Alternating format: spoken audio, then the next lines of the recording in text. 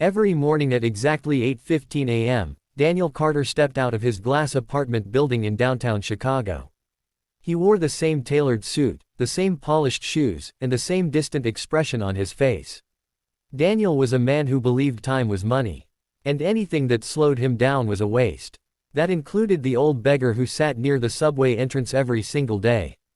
The beggar was always there, wrapped in a torn gray coat, hands trembling, a small cardboard sign resting on his knees. "I'm hungry. Anything helps." Daniel had seen him for years. And for years, Daniel had done nothing. Not because he was cruel, but because he was busy. Busy building companies. Busy closing deals. Busy chasing numbers that made him feel important. He told himself the same lie every day. Someone else will help him. One cold winter morning, the wind cut through Daniel's coat as he walked faster than usual. That day, the beggar looked worse than ever. His face was pale. His lips were cracked. Snow had collected around his thin shoes. As Daniel passed him, something unexpected happened. The beggar spoke. "Sir, please wait." Daniel stopped, but only because the voice sounded familiar in a strange way. The old man slowly reached into his pocket and held out a folded piece of paper. "This is for you," he said quietly. Daniel frowned. "I don't have time," he replied, already stepping away. "You gave me this years ago," the beggar whispered.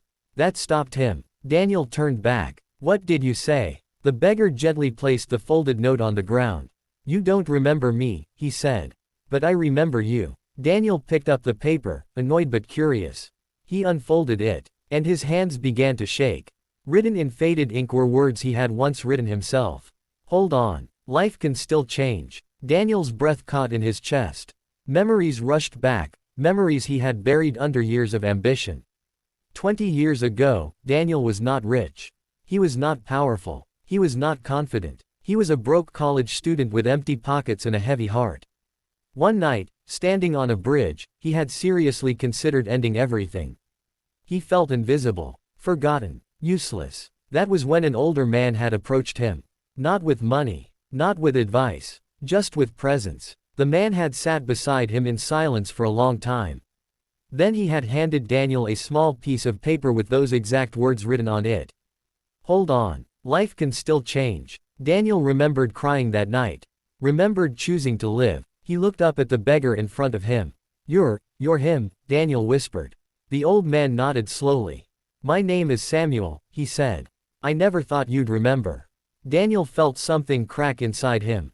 "All these years," Daniel said, voice breaking.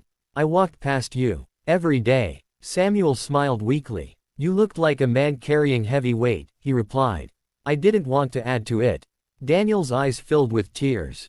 "Why didn't you say something before?" he asked. Samuel looked down. "Pride," he said simply.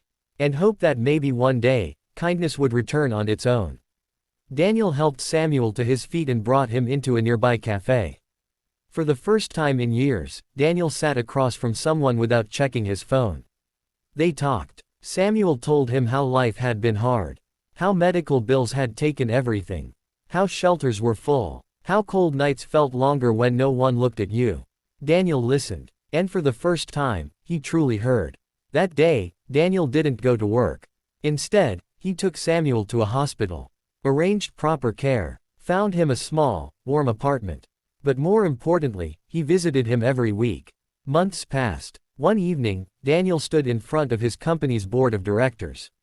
He made an announcement that shocked everyone. The company would now fund shelters, job programs, mental health support, not for publicity, not for profit, but for people like Samuel.